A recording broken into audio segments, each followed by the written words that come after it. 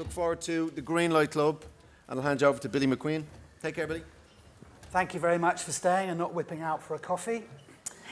Just harking back to the previous session, 7 years to make a film. Actually, my business would have been dead and buried after 2. So this session hopefully is going to be a bit faster. We're going to take you through 5 or 6 different questions about how you get ideas made, how you can make things happen. I realize the audience is about 80% students, so this isn't just about how do you pitch to a broadcaster. It's how do you pitch yourself, whether you're a storyboarder or a storyteller. It's how do you get that first foot in the door. We've got a great panel, and what I'd like to do is introduce each one of them, and after I've introduced each person, time's up, yay! They're going to answer the first question, which is how they got their first break into the animation, illustration, gaming, or book industry. Okay, I'm going to start with Michelle Forde. Michelle is the head of development at 16 South. They've made Lily's Driftwood Bay, which has been an extraordinary global hit in the preschool market and has beaten some of my programs to a variety of awards over the last 9 months, which is painful, but it is a gorgeous show. 16 South are also making Claude, which has been developed from the book by Alex T. Smith. And now I'm going to throw to Michelle and ask her, what was your first break?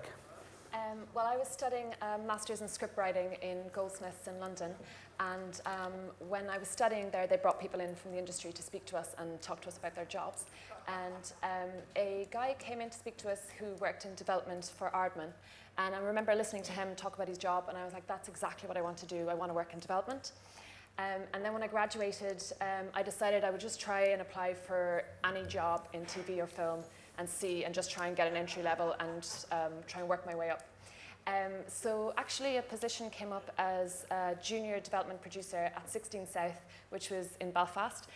So I applied for it, and I did a Skype interview, and it was a bit annoying because there was like loads of feedback, and apparently Colin, who's the creative director, couldn't really hear me properly, but I got the job. And then I asked him, like, how did you give me the job if you didn't even know what I was saying? And he was like, you looked like you knew what you were talking about. So I think fake it till you make it is probably a good piece of advice. Fantastic. Okay, we're now on to Andrew Kavanagh, CEO and founder of Kavaleer. He's been winning awards for over 20 years and has just recently won the Boston Award for a short film. Congratulations last week. He's currently directing Dougie Noir, which is kind of Sherlock Holmes for kids, but it's also attached to Android technology. Hopefully he's going to tell us a bit about that later. And he's also directing Alva and the Trolls. So Andrew, what was your first break into the industry? Well, like a lot of people here, I went to Ballyfermot, and in my final year, we got work placements at, in a warehouse in Chapel Izzet, doing biblical stories. So praise the Lord. So that's it. No, but I got I was there for a while, and I was like going insane. And these 3 guys at the time said, I was in college with them, they said, we're going to start a studio. Do you want a job painting cells? And I was like, all right, you know. But anyway, that turned out to be brown bag. So that was my first break. Was, getting high, painting, particularly browns. The brown paint in particular was particularly hallucinogenic, you know. So I think that's what happened. But I'm not entirely sure. It is all about getting that first foot in the door. And as Joan said, stalk people. Yes, to a certain extent. I have been at various conferences where people have stalked and pitched in both the ladies' and the gents' toilets. I wouldn't recommend that. They didn't get their commissions, and they didn't get many pitches from those commissioners after that either. So, Cristie Kerr, head of development at Jam Media, Roy, Zig and Zag. You've come from the big studios, Disney, Warner Brothers, Universal, and Midway Games. So think Lego Star Wars, and my favorite, Crash Bandicoot. What a fantastic game. You've got Peckles and Jessie and Nessie coming up. Yep. How did you get into the industry? Well, like Andy, I went to Ballyfermot, and at the time there was none of this. This was all a dream. Like, you know, finishing college or even being in college and going to something like this in Ireland just didn't exist. You know, so use what you have, like with everybody being here. Like, you know, the door is open. All the animation studios doors are open, and you have to walk through because we're not going to drag you in. But at that time, I went to Disney from college, got picked. There was a couple of students picked every year. We went over to Paris, and we were kind of like trainees when Tarzan was going on. Then I left because I didn't really like Paris, and came back, finished college, and ended up in the game industry, and kind of hated every bit of it because I just wanted to tell stories. And but it was a good training ground, and I learned CG, and I got paid to learn, which was even better. So yeah, it was great. And then I ended up with Warner Brothers, creating TV shows, and worked on the Lego Batman movie, direct-to-DVD one. And then I came back to Jam about 3.5 years ago, and started developing our own IP. Since then, that's it, yeah. Excellent. Now we come to Deirdre, or Dee McDermott, picture book publisher and creative director of Walker Books, which is the largest indie book publisher in the UK. From personal experience, having worked with them, it's also the most creative. Books that you will know from when you were 2 or 3, Where's Wally, Maisie, Guess How Much I Love You, Tilly and Friends, which became a series for Jam, and Going on a Bear Hunt. So, Dee, how did you get into the industry? Well, I'm from Dublin, and I went to NCAD. I did a degree course in visual communication. I thought I always wanted to be an illustrator. And then I went traveling, because in the early 90s there wasn't very much jobs in Dublin, and I went to Canada. They just found me, they kicked me out, couldn't stay there, no visa. Came back to Dublin, weirdly got a job as an exhibition designer in Harold's Cross. I can tell you it was the worst job that anybody has ever had in their whole entire lives. Broke my wrist, went in the next day to the job with my hand in a cast, and your man, his name was Don. Fright makes me not remember his surname. And he said, these were his exact words, "What the fuck are you doing in here? You're no fucking use to me, get out." And that was the end of that. No jobs in Dublin. So I went to London. I'm very good at making cocktails, and applied for lots of jobs. At the time, the Sidecar, I think there's chartreuse in it. At the time, the Sidecar was a big cocktail. I know how to make it really well. It doesn't taste very good. And I applied for 13 jobs. And I did some illustration. I really loved picture book illustration. I loved American book illustration, like Maurice Sendak, the Provinsons. And then this job came up, and I went down to this old mattress factory, old bed factory in Vauxhall, and I started off as a paperback cover designer, which basically you just translated the covers that were on the hardbacks into paperback, and I just got in there, and I met two great people. One of them was my mentor, and she was American, and she is still alive. I still work with her. Her name was Amelia Edwards, and she was from Brooklyn, and she was, you know, in her 50s then, and she was a really generous, open communicator, and she was a brilliant designer, and I was her assistant. I made loads of mistakes. I was very slow, but we shared an aesthetic, and we just got on with it, and it was good. Excellent. Okay, we're cantering on. We know the coffee break is not far away, so we're going to crack on. And also, we know we haven't got 7 years to produce this panel. So, developing ideas for a pitch, where do they come from? I'm going to ask these guys for a success, and if they feel they can share possibly a failure. But I'd like to kick off with Cristie Kerr. Where do they come from? I guess, like, for us in Jam, what we do is we develop all our own IP. So we don't really do, well, Tilly was the last one that we did, you know, working together with people. So we come up with the idea, which can take anything between, like, you know, a week and a year. And during that space, we will develop ideas and then work on the story and the characters and then try and get a look to it. So we never usually go down finding the look. We will... That's a good show.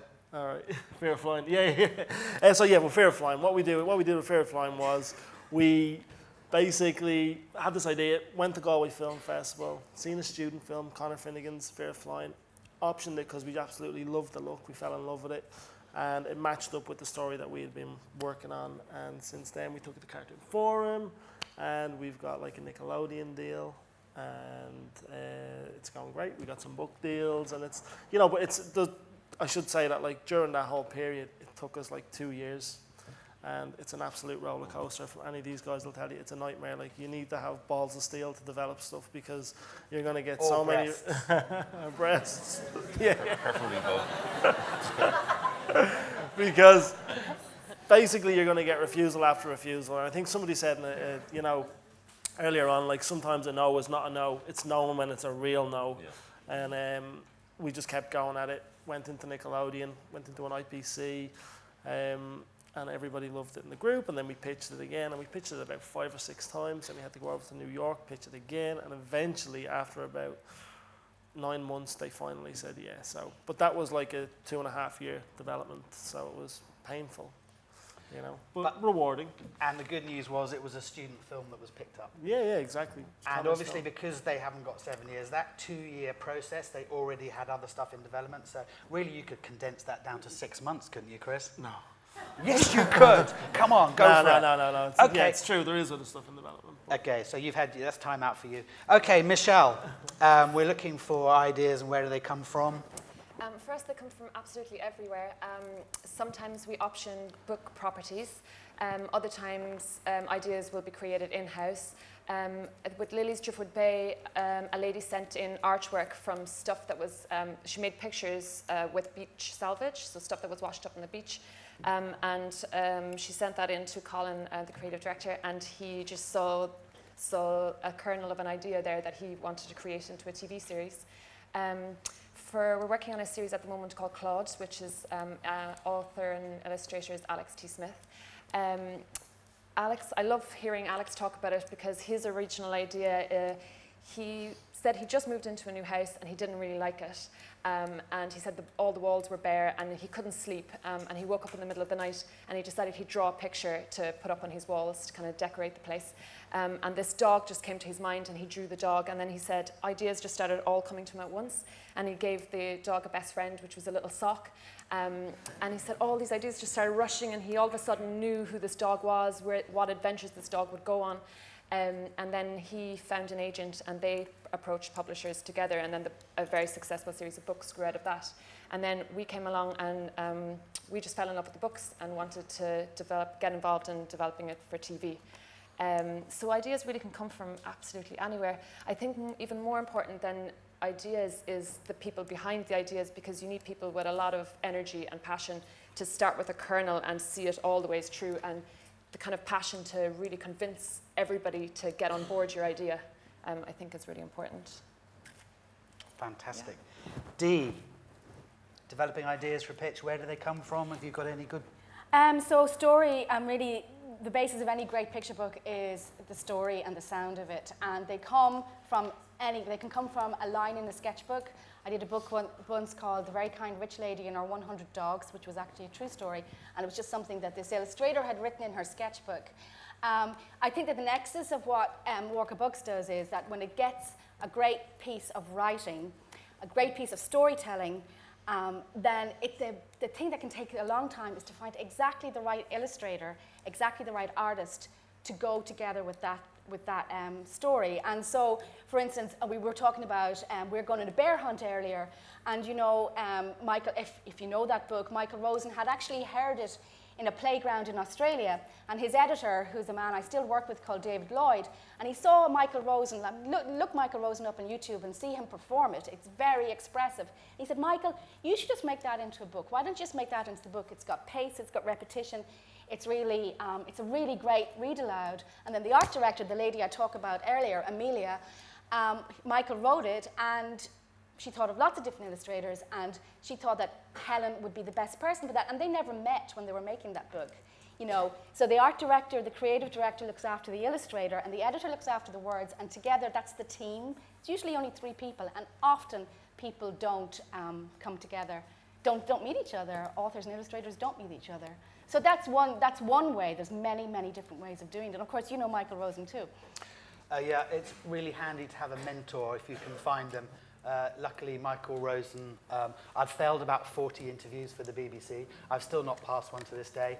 But Michael was looking for a format for a book series and didn't have the time to devise it. And I was just straight out of college and had been working as a youth worker. And he said, well, I can't do it. And I said, I really need a job as a researcher. And he said, come up with an idea. So I did. And that's how I got my job as a researcher, coming up with a format that he fronted, which is good. So yeah, if you can find mentor, I mean, most senior people in the industry, because they're in the now, but they're going to the past, and you're just starting at the future. So they kind of like to hand the baton over. Also, we might like working for you in our final years. It's, we'll be counting on this. We'll come back to this in 7 years to come and work for you. Andrew, Dougie Noir, Cortec, how did that idea?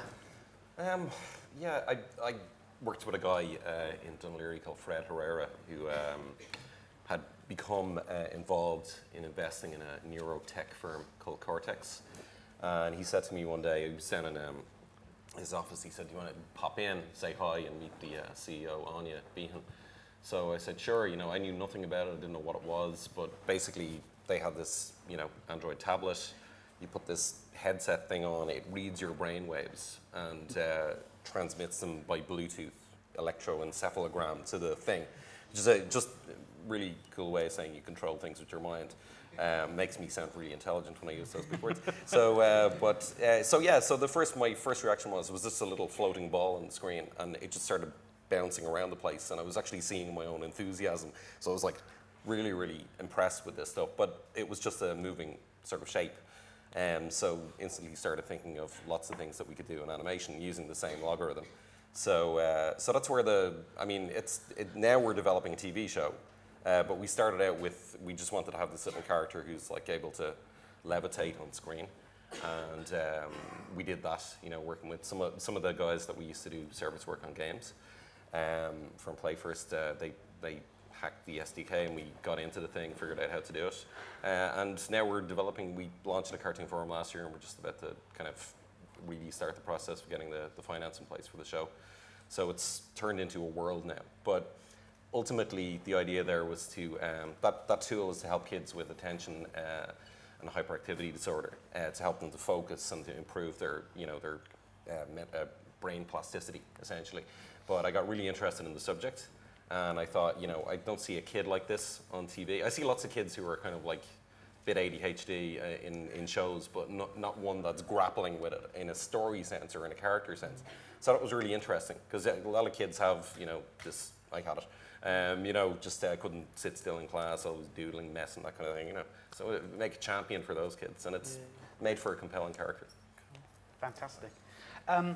Just before we go on to a question about books and getting those in, how do you think, I mean, I was always taught that the best way to pitch an idea was probably one side of A4, and we were chatting earlier, and it was whether you're a storyboarder or into story. But if you are pitching either yourself or your idea, if you can get it down to one side of A4, maybe have a logo on the front, and if you're a brilliant drawer, designer, have some images on page 3, because images are copyrightable.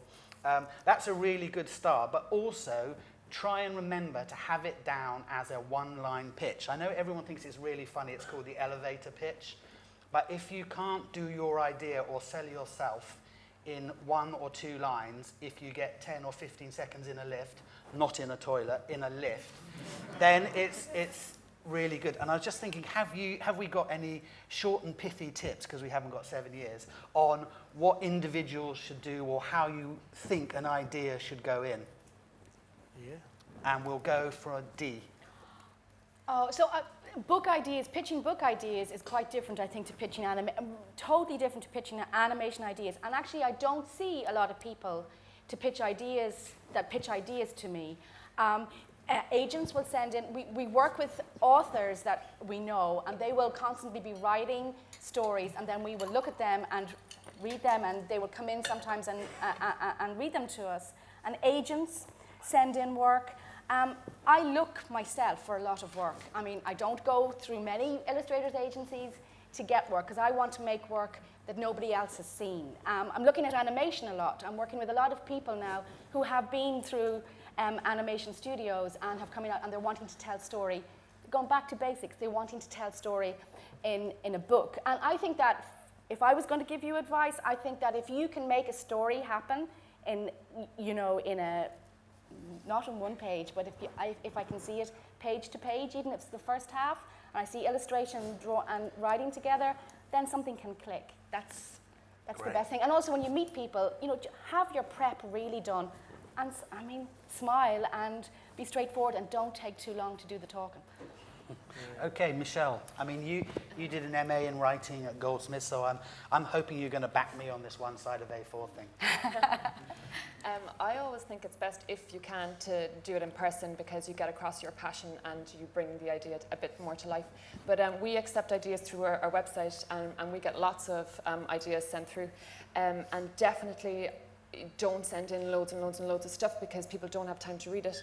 But also you've got to assume that somebody's going to stop reading after a couple of lines, and you've got to make every word work for you, you know, and really get your idea up in those first couple of opening lines.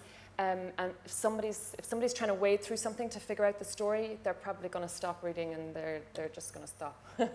So I think up the front, the first opening, like 3 or 4 lines, has got to say it all, and it's got to be really exciting and your most important stuff up the front. Andrew, I mean, people, so David Levine from Disney is probably getting 200-300 pitches a day via email. As an independent company, I'm sure Jam are getting 30 or 40 a day. So you've got to hone it down. You want to catch them in the first few lines or with the first drawing. But have you? Yeah, I mean, I've spent 20 years trying to get it down to one page by 4, and as you're discovering I'm a terrible waffler, I will explain something in 40 minutes that should take 5. You know, a tangential brain that I'm struggling Is it to a control. male thing? Because the ladies are really knocking it out. Yeah, they're And not. you two guys You see, I'm just just giving it. This is the story. preamble. That's not my answer. No, So what I was getting to is I think there's 2 ways of pitching anyway, because one would be too simple, wouldn't it? So there are 2 ways. Yeah, you can do like, I mean, if you're doing comedy, I'd say the one thing I've discovered is if you're pitching comedy, you really need to show it. I think you need a bit of animation, okay? Because I've written the most fantastic comedies ever in the history of mankind, but nobody's bought them because they're all written down. This is funny because, but you know, if you do a piece of animation and the animation's funny, that's the way to do that. On the other side, on the thematic side, or if you've got a great comedy show, if the whole idea of it is contained in the title, it shows something like Wish Fart, which is just. That's it. You don't need to say anything else. You know, you just know what Wish Fart is about. You know, it's a magical fart, grants wishes, and you know, people buy that, and you haven't wasted their time. It's wonderful. I didn't think of that one, by the way. Not to be confused with Wish and Poof, which is an Amazon Studios animation. Okay, have you got a short, pithy answer on how best to? I would have wrote you a short letter if I had the time, Bill, you know. But, You're going to draw it. So, no, unlike actually what we do is we kind of looked at the way everyone was pitching. We go to cartoon forums, so pitching is like a big thing to us. And we looked at like how everyone was doing it over the years and kind of like tried to change it up a bit. So we kind of make our pitches like storybooks, actually, like picture books. So instead of like getting everything down onto one page and kind of like getting it onto an A4, we like to break it out, be very specific about your words, really boil down the essence of your characters to like each word. Like we argue over like certain words that we use to describe our characters, and we like lay it all out like you would as a book, and kind of like tell a story about your world that you're creating and your characters. And we find that like more interesting because when someone flips the page over, they just have to read like a line, a sentence, or you know, they see an image and you kind of they turn the next page, so that you know that they're getting into it. But when somebody sees like a page full of text, it's kind of like so that's kind of where we come from. And also the first thing that you should know is when you pitch to somebody in person, which you will, like that's the first pitch that your pitch is going to be done. Like they're going to pitch it to somebody else internally. So you have to make your pitch really simple, that somebody else can take your pitch and go, oh look, this is like a picture book. And you know, it's very simple. It's easy for you're actually making it easy for them to pitch for you. Yeah. Which I think is important and people never really think about. And I can see Dee's going to say something. Yeah, so often when I look through student portfolios or people are showing me something, they start to, as I'm looking, so you give your sentence out, you say what it is, and then as I'm looking through it, they're starting to explain to me on the page what's going on the page. And you don't need to do that. You know, give somebody space and time, take it slow, but give somebody space and time to look. Because if you have to start explaining what's on the page, Yeah. you've lost already, because it means you're not doing what you're supposed to be doing on the page. Yeah. You know what I mean? Yeah. I guess for us, like with cartoon form as well, like you're in a big cinema room and you have a big screen behind you. So what you don't want to do is a lot of people put like loads of text on screen, Yeah. and then they like basically read the text that they've got on screen out to everybody, and you just see people just falling asleep. Like it's horrible. So like what we try to do is that whenever we're talking about an image, like say, or whatever that's on screen, we never repeat ourselves. That's so right. it's all kind of like new and fresh. So Yeah. it's important to keep it alive, keep your pitch alive. Okay. I'm going to skip a couple of questions and go on to the new commercial world, the new people who companies can pitch to, who you guys will obviously be doing work for in years to come. I know there was a session with the BBC and RTE earlier, which was really good for PBS. So it's just to try and get a feel from these guys. In my view, you've got the huge players like Disney and Warner's who are still going great guns. You've got these absolutely mega powerful people who are also commissioning kids in a big way, up to 500 million for both Amazon and Netflix year on year for kids content. Or I think as students still have the option of doing your own channel or your own piece on YouTube. And I'm going to throw it out to anybody who wants to pick up, should you go as a student to YouTube, stick your own stuff up, or should you be looking to hook up with a company to go pitch Amazon and Netflix, or are Disney, I mean, the Disney speech from David Levine, I worked at Disney for 5 years, a long time ago. That was the most open speech I've seen from a senior Disney executive in like 15 or 20 years. So they're really opening up. But Amazon, do you see that as a great place to pitch? Are you thinking Amazon as well as Disney, or? For us personally, Yeah. or for students? For us? Well, I It's think different. I think it's a different. Well, for two different students, questions. the student question, please correct me if I'm wrong, is should you put your work up on YouTube? Is it worth having your own mini channel as a student so then companies can come and look at it? Or is that a pipe dream? Always, yeah. I think that's a great idea. Like, anywhere you can express yourself and get out there and put your work and show people, like, why not? Like, that's you've got like tools in your hands to go build an audience. Who knows what way the future is going to be? I mean, we can only talk about what it's like today in front of us. Like, who knows? In 5 years' time, you know, you guys will be sitting up here and it's like the landscape has completely changed. We don't know, and that's why like there was a question earlier on about you know, should students know about like, you know, the industry and like all the bad things about it and all that. It's like, well, yeah, and no, like no, because you know it's kind of irrelevant anyway, because it's going to be changed when you guys, you know, Has Don't any- get in cynical 5 years' too quick. time. Yeah. Don't What? get cynical too quick. Like, just go for Yeah, it. yeah, just go for it and express yourself. If you're doing your work, show people. Like, you're never going to get any of your pitches taken if you don't show anybody. So, Has anybody got their own YouTube channel or is promoting themselves through YouTube? No, well, I went. Oh, one. Very shy person over there. how many people have contacted the studios? Like, you know, any of the Irish studios? 1, 2, 3, 4, 5, 6. Thank God. 7, 8, 9, 10. Okay.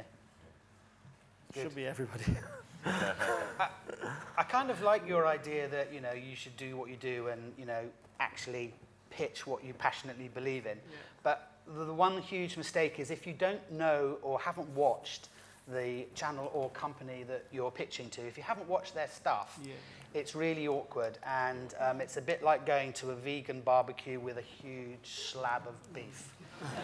And you've really got to know what they've got. I have pitched a complete show to a channel, and they almost had the identical show on air already. So kind of embarrassing. And I'm sure none of you have had an embarrassing pitch. I've never had any embarrassing pitches. Never, no. Okay. Is that short enough for you? The night is Yeah, that stitched me right up. Okay, I think we should go for some questions. Anybody got any questions on how to get an idea through, or how these guys have got an idea through, or how best to pitch yourself? Well done, by the way, for being the first. You said that. You said that you have to contact studios and get yourself out there. But what if you just started being a student and you don't know really a lot of things about it? Is it better to wait until you know better and you have a proper portfolio, or would you go for it even if you don't have a lot of experience? Go for it. What have you got to lose? Okay, team, let's take it one at a time. And let's have a female answering, please, boys. I also think there's kind of like, if you, there's the internet now, you know, you can know about everything. You just get on there and you Google people and you look things up and you make it your priority to know everything. I think when I was doing my master's, I got really good advice, and it was like our tutor told us, you know, there's no more kind of saying that nobody told you or you didn't know. It's kind of like it's your responsibility now. I think that's good advice just for life, and that contact the studios and contact people and say, look, I admire your work, can I come in and chat to you? Or go into work experience and then you'll figure out about it quite quickly and stuff. I think it's definitely... Nobody's really talking about social media. Like, I find a lot of people, like, for my team, I do something called Big Picture Books. And that's just talking about the work that we do and the books that we're making. And then Instagram, you find a lot of illustrators, I find, and you can put films up on Instagram too. And so people, there's a whole community, and people, I see young students who are not even graduated yet, and I'm looking at their work, which, you know, if you're coming into my inbox, I'm not going to get to it. And so I think Twitter, Instagram is, like, it's great for me. Yeah. I think it's one of the, like, I don't know if it's globally, but, you know, the Irish industry is very, you know, open to students, you know, coming and asking us questions, and, you know, we've, you know, we really value the sort of the creativity that's coming out of the third level here, and it's a real shot in the arm for the studios. You know, I think when somebody comes in with fresh ideas and a new slant, you know, it's we're the ones who are, you know, obviously, having the advantage there. So, you know, you have something to offer, and I wouldn't hang around if you know your stuff is good and good enough, you know, or better than what you're seeing coming out of that studio. Just get in there, you know, and show your stuff. Yeah. Use your friends. If you think know somebody who knows somebody, that really works. No, everybody knows somebody. Yeah, Knows somebody there you go. Here we are. Yeah. I think it's just being, like, streetwise as well, like being smart, depending on what kind of a person you are. Yeah. Like, so whether you're being, like, you have to be a bit streetwise about who you are and what you do, right? So if you want to be an animator, like, just show really good animation. You know, from my point of view, I don't need to find an animator. I'm looking for a development person, or I'm looking for a new style or something like that. So, like, it all just depends on who you are and what you're doing. I think, basically, if you're going to be that development person or that art director that I'm looking for, like, please don't just, like, do something different. Dare to be different. You're in students now. You can.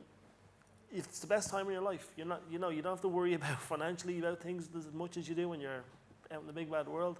You're able to make a movie, make something that's different. If you're going to be an art director, if you're going to be an animator, make a great piece of animation.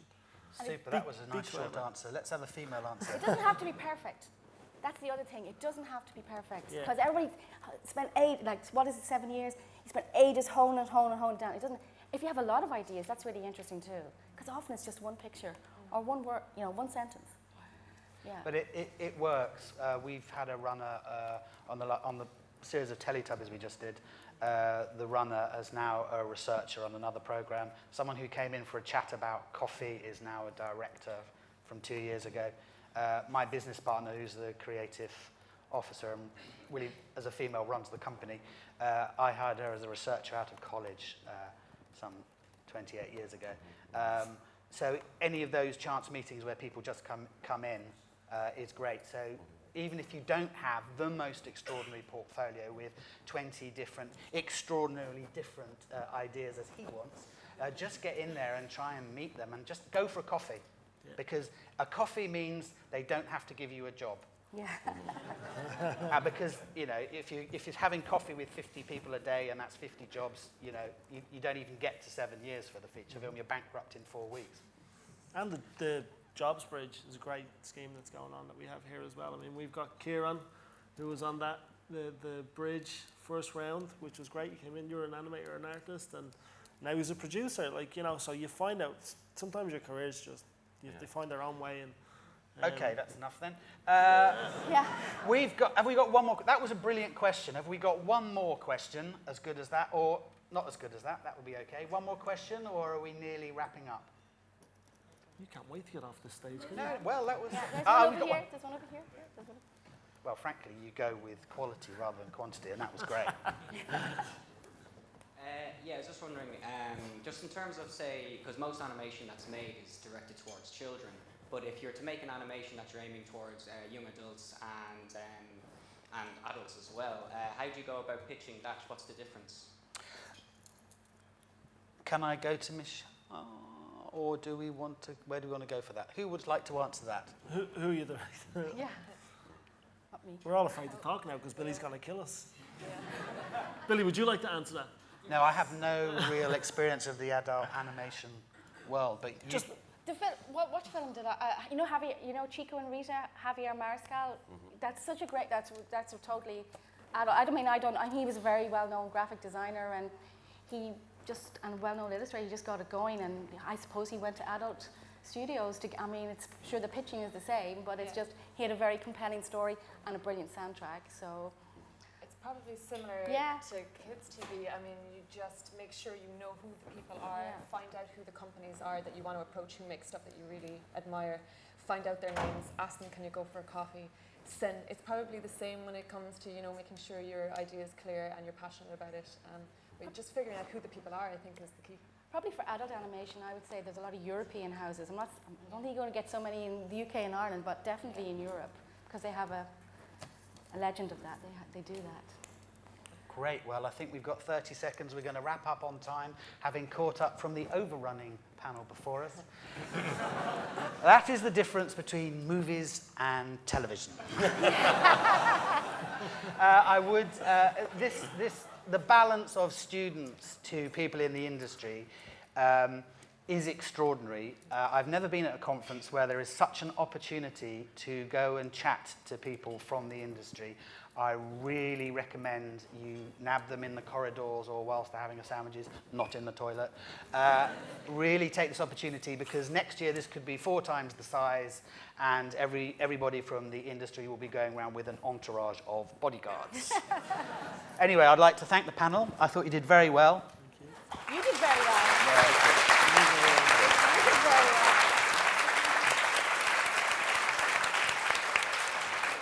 And we will all be delighted to work for you in 6 or 7 years or earlier.